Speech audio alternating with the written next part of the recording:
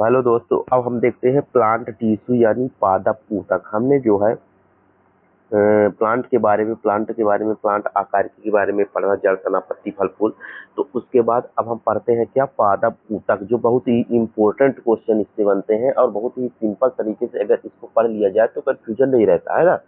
तो पादप ऊतक जो होते हैं, पादप जिन कोशिकाओं से मिलकर के ऊतक बनाता है, तो वो कितने टाइप के ऊतक होते हैं। तो सबसे पहले देखो, सबसे पहले पूछेगा कि एग्जाम्पल पूछता है कि पादप ऊतक के प्रकार कौन कौन से हैं। तो सबसे पहले पादप ऊतक दो प्रकार के होते हैं, ध्यान रखना। पहला है विभाज्योतक ऊतक, दूसरा स्थायी ऊतक। तो पहला ही क्वेश्चन पूछा गया है कि पादप ऊतक के कौन से प्रकार हैं, विभाज्योतक, स्थायी ऊतक, विभाज्योतक, अस्थायी। तो मतलब ये दोनों क्वेश्चन आपको दिमाग में होना चाहिए कि कितने होते हैं। अब विभाज्योतक ऊतक मतलब होता है इनकी कोशिकाएं विभाजित करती रहती है, नाम से ही पता है। विभाज्योतक मतलब इनकी कोशिकाएं विभाजित होकर के नई कोशिकाओं का निर्माण करती है। तो इनकी कोशिकाओं विभाज्योतक ऊतक कितने प्रकार के होते हैं, तीन, एक, दो, तीन। कौन कौन? एपिकल मेरिस्टेम माने शीर्षस्थ विभाज्योतक।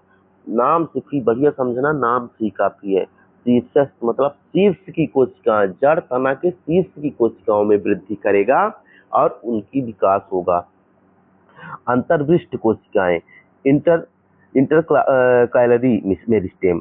फिर लेटरल मेरिस्टेम यानी पार्श्व विभाज्योतक, यानी जड़ तना की पार्श्व पृष्ठ, यानी जो बगल की कोशिकाओं को विभाजित करता है। ये क्या करता था, शीर्ष की कोशिकाओं को विभाजित करता था। ये बाह्य बगल यानी मोटाई में वृद्धि करता है। तो बस हमको तीन चीजें याद रखना है विभाज्य ऊतक। ऊतक में तीन चीजें। फिर स्थायी ऊतक का प्रकार पढ़ेंगे। तो विभाज्य ऊतक कितने प्रकार के होते हैं, शीर्षस्थ, अंतर्विष्ट और पार्श्व विभाज्य ऊतक, तीन प्रकार के होते हैं। ठीक, एकदम दिमाग में रखना है। और स्थायी ऊतक कितने होते हैं, स्थायी ऊतक फिर देखो, स्थायी ऊतक दो प्रकार के होते हैं। स्थायी ऊतक भी कितने प्रकार के होते हैं, दो प्रकार के, सरल स्थायी ऊतक और जटिल स्थायी ऊतक। ठीक, तो स्थायी ऊतक भी दो प्रकार के होते हैं, इनको ध्यान रखना। पहले विभाज्य ऊतक, ऊतक कितने प्रकार के हुए, तीन प्रकार के। अब स्थायी ऊतक कितने प्रकार के हुए, दो प्रकार के। कौन कौन? जटिल स्थायी ऊतक और सरल स्थायी ऊतक। अब सरल में क्या ध्यान रखना, एक एक क्वेश्चन यही से बन जाता है, लोग कंफ्यूज हो जाते हैं। सरल स्थायी ऊतक कौन सा है, पेरेनकाइमा। सरल स्थायी ऊतक में कौन कौन है, पेरेनकाइमा, कोलेनकाइमा, स्क्लेरेनकाइमा। पेरेनकाइमा को मतलब होता है मृदु ऊतक, स्थूल कोण, दृढ़ ऊतक। ठीक, इनका हिंदी भी ध्यान रखना, अंग्रेजी भी ध्यान रखना। Parenchyma, collenchyma, sclerenchyma. और जटिल स्थायी ऊतक बहुत क्वेश्चन पूछेगा, इनसे बहुत क्वेश्चन पूछेगा। जटिल स्थायी ऊतक कौन होते हैं, जाइलम और फ्लोएम।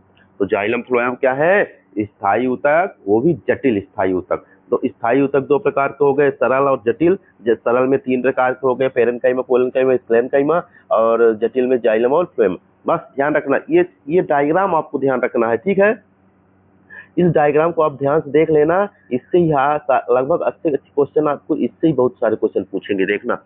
तो इस चीजों को ध्यान रखना है। अब आपको पता चल चुका है सरल स्थायी ऊतक मतलब जिनमें जो ऊतक स्थायी होते हैं, जिनमें क्या होता है, विभाजन नहीं होता है। और विभाज्य ऊतक जिनमें विभाजन होता है। और स्थायी ऊतक के अंतर्गत जिनमें विभाजन नहीं होता, उनकी में सरल स्थायी ऊतक, जटिल स्थायी ऊतक। जटिल के अंदर जाइलम और फ्लोएम, जटिल की देखो, जैसे जटिल जैसे जाइलम, तो जाइलम फ्लोएम जटिल आला याद रखना, कंफ्यूजन नहीं होना। और सरल स्थायी ऊतक पेरेनकाइमा, फ्लोएनकाइमा, स्क्लेरेनकाइमा। ठीक, अब इनको एक एक पार्ट पढ़ लेंगे हम, तो कंप्लीट हो जाएगा बहुत अच्छे से। देखना, एक एक दो दो क्वेश्चन इंपॉर्टेंट बनते हैं बस। एपिकल यानी शीर्षस्थ विभाज्योतक ऊतक के प्रकार जो पढ़े थे, ठीक, उनमें पढ़ते हैं। तो ये पहला क्वेश्चन, तने एवं जड़ों की लंबाई में वृद्धि करता है। तो क्वेश्चन पूछेगा कि तने एवं जड़ों की लंबाई में कौन सा ऊतक पाया जाएगा, शीर्षस्थ विभाज्योतक ऊतक। पौधे की प्राथमिक वृद्धि किसके कारण होती है, इन्हीं के कारण होती है, एपिकल मेरिस्टेम के। ठीक, बस एक क्वेश्चन को याद रखना है बस। नंबर दो, इंटर कॉलरी मेरिस्टेम, अंतर्विष्ट या अंतर्वेशी विभाज्योतक। ये पर्व संधियां की लंबाई बढ़ाता है। जो तने, जिससे तनों का विकास होता है पर्व संधियों से, उनकी लंबाई का विकास करता है। और पत्तियों के आधार पर पाया जाता है। कहाँ पर पाया जाता है, पत्तियों का आधार जो होता है, निचले हिस्सा होता है, वहां पर पाया जाता है। ये क्वेश्चन ही पूछा जा चुका है। पत्तियों के आधार में कौन पाया जाता है? इन। और पार्श्व विभाज्य होते हैं, जैसे कि बगल लगा है, बगल बगल नाम से ही पता चल रहा है। और इसके विभाजन होने से किसके विकास होता है? जड़ एवं तना के घेरे यानी मोटाई में वृद्धि होती है। उसके शीर्ष में वृद्धि होती थी शीर्षक से, इसके मोटाई में। ये क्वेश्चन आ चुके हैं, जिसमें देखो हमने अंडरलाइन करके ऐसे रखा है, वो क्वेश्चन आ चुका है। ठीक, बस तीनों पढ़ चुके हैं, बस इससे ज्यादा कुछ नहीं पढ़ना है। बजा के प्रीवियस ईयर पेपर उठाना, रेलवे को देखना, देखना, अन्य क्वेश्चन देखना, इनसे ही क्वेश्चन पूछा जाएगा। अब हम देखते हैं स्थायी ऊतक। विभाज्य ऊतक हमने पढ़ लिया। अब हम क्या पढ़ेंगे? स्थायी ऊतक पढ़ेंगे। स्थायी ऊतक में कितने प्रकार पढ़े थे? सरल स्थायी ऊतक और जटिल स्थायी ऊतक। सरल स्थायी ऊतक 3 प्रकार से पढ़े थे। कौन कौन? स्क्लेरेन्काइमा, कुलेन्काइमा और पैरेन्काइमा। अब स्क्लेरेन्काइमा यानी दृढ़ ऊतक, देखो नाम ध्यान रखोगे तो 1-2 क्वेश्चन अपने आप बन जाता है। दृढ़ ऊतक मतलब मजबूत है, दृढ़ है। किसके कारण दृढ़ रहेगा? कठोर कोशिका भित्ति के कारण। इसी कोशिका कैसी होती है? मृत कोशिका भित्ति। तो ये सबसे पहला क्वेश्चन पूछता है, मृत कोशिकाओं से बना होता है, मृत कोशिकाओं से बना हुआ स्थायी ऊतक कौन सा होता है? दृढ़ ऊतक यानी स्क्लेरेन्काइमा। यह साधारण स्थायी ऊतक है, पौधे को कठोर एवं मजबूत बनाता है। पौधों की देखो कोशिका भित्ति, जो पौधे की बाहरी आवरण कितना कठोर होता है, वो किसके कारण होता है? स्क्लेरेन्काइमा के कारण। और लिग्निन के जमाव के कारण होता है। उसके बाहर कौन सा जमाव होता है? ये भी क्वेश्चन पूछा जा चुका है कि इसकी कठोरता का कारण क्या होता है? लिग्निन नामक लिग्निन के कारण कठोर कोशिका भित्ति एवं मृत कोशिका भित्ति होती है इसकी।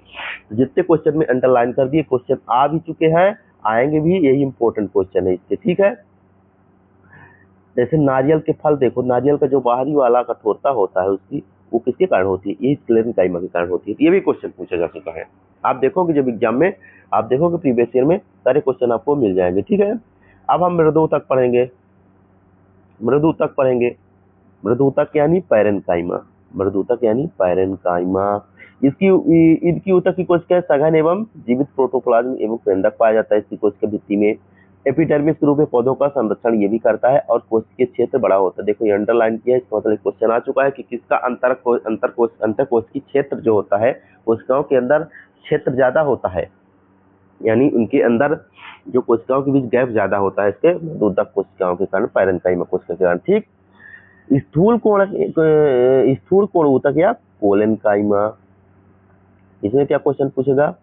इसमें क्वेश्चन पूछेगा कि इसी कोशिकाएं केंद्रक युक्त लंबी एवं बहुभुजी जीवित कोशिकाएं राजधानी होती है इसी कोशिका में।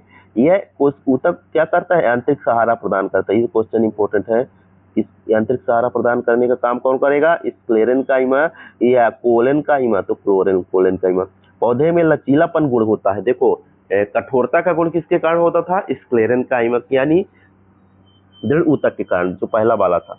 और इसमें लचीलापन का गुण, ये भी क्वेश्चन पूछेगा। लचीलापन का जो गुण होगा ये स्थूल कोण के कारण आएगा। अब कोने में अनियमित रूप से मोटी होती है सेल्यूलोज एवं पेक्टिन के कारण। तो इतने क्वेश्चन याद रखना।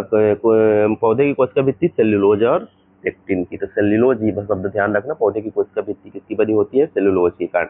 लचीलापन का गुण किसके कारण होता है? स्थूल कोण। एक एक शब्द समझ लेना, हम ऑब्जेक्टिव ही पढ़ रहे हैं, एक एक शब्द समझ लेना, एक वर्ड में उत्तर ही पढ़ रहे हैं और एग्जाम में आए क्वेश्चन ही पढ़ रहे हैं। ठीक, हमने पढ़ चुका ना सरल स्थायी ऊतक। अब जटिल स्थायी ऊतक में 2 चीजें पढ़ेंगे, हमारा काम खत्म हो जाएगा। इतने छोटे छोटे नोट्स में इतनी अच्छी चीजें पढ़ पा रहे हो, बहुत ही अच्छी चीजें है ना। तो जटिल ऊतक क्या होते हैं? जाइलम और फ्लोएम। इनको संवहन ऊतक भी कहते हैं, क्योंकि ये परिवहन का काम करते हैं। ये ऊतक परिवहन, पौधे में परिवहन करते हैं, इसलिए इनको संवहन ऊतक भी कहते हैं। एक से अधिक प्रकार की कोशिकाओं से बना होता है और जीवित मृत दोनों कोशिकाओं से मिलकर बने होते हैं। जाइलम देखो, जाइलम जा से जल, याद रखना, जा से जाइलम, जैसे जल। तो जल ले जाएगा कहाँ से? जल धरती के अंदर होता है, इसलिए जड़ों से पौधे के अन्य भागों में जल एवं खनिजों का संग्रहण करेगा। जल एवं खनिजों का मतलब जल लिया और पृथ्वी के अंदर जो खनिज पाए जाते हैं, तत्व पाए जाते हैं, उनको पहुंचाना का काम क्या करता है? जाइलम करता है। जाइलम के पार्ट ध्यान रखना, कितने पार्ट होते हैं? जाइलम वाहिका, वाहिनिका, जाइलम बेसेल्स यानी वाहिका, ट्रेडिट्स माने वाहिकाएं, जाइलम पैरेन्काइमा, जाइलम फाइबर। ठीक, 4 कोशिकाएं हमको ध्यान में रखना है। इसमें ये पूछ लेता है कौन सा जाइलम की कोशिकाएं नहीं होती है, तो जाइलम पैरेन्काइमा कोशिका जो होती है इसको ध्यान रखना, एकमात्र जीवित कोशिका होती है, मतलब जाइलम मृत कोशिकाओं से, ज्यादातर जाइलम मृत कोशिकाओं से बना होता है। एकमात्र कोशिका कौन सी होती है? जाइलम पैरेन्काइमा, जो कि जीवित कोशिका होती है और इसका काम होता है फूड स्टोर करना, भोजन का संरक्षण करना, स्टोर करना। मुख्यतः मृत कोशिकाओं से बना होता है कौन? जाइलम। और फ्लोएम मुख्यतः जीवित कोशिकाओं से बना होता है और एक कोशिका उसमें मृत होती है। ठीक, तो हमको इतनी चीजें ध्यान रखना होगा, इनके पार्ट ध्यान रखना होगा। ये पार्ट चार पार्ट देकर के एक पार्ट कोई चार, ये पार्ट तीन, ये पार्ट देकर के एक कोई पीछे वाला पार्ट जो है स्क्लेरेन्काइमा कोलन तो पूछ लेगा कि कौन जाइलम का पार्ट नहीं है, तो ध्यान रखना इतने शब्द आएंगे तो है। अब फ्लोएम पढ़ते हैं, फ्लोएम देखते हैं। फ्लोएम क्या होता है? फ्लोएम हमारा ये भी सेम होता है। फ्लोएम माने फल, पत्तियों में बना भोज्य पदार्थ, जो प्रकाश संश्लेषण के दौरान पत्तियों में भोज्य पदार्थ का बना है, उसको परिवहन करेगा पौधे के सभी भागों में कौन? फ्लोएम। देखो इंपोर्टेंट लगा दिया क्योंकि ये क्वेश्चन कई बार पूछ चुके हैं दोनों का, जाइलम फ्लोएम का ये कार्य कई बार पूछ चुका है।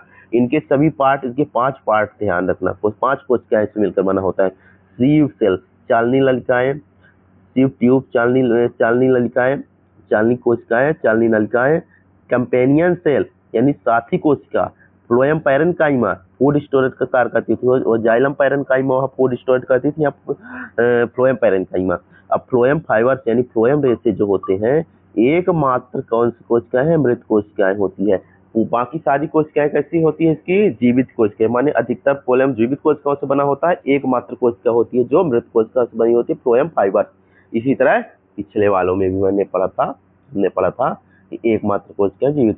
इस तरह हमने पूरा इतना अच्छे से पढ़ लिया, इसके बाहर आपको नहीं पढ़ना होगा। ठीक है, सारी चीजों को हम एक जगह एकत्रित करके पढ़ लेते हैं, जिससे हमारा काम आसान हो जाता है। बस तो पादप ऊतक से आपको काम खत्म करना है। इसके बाद आपको ऑब्जेक्टिव देख लेना है, सारे ऑब्जेक्टिव के अंदर कॉन्सेप्ट के साथ मिल जाएंगे।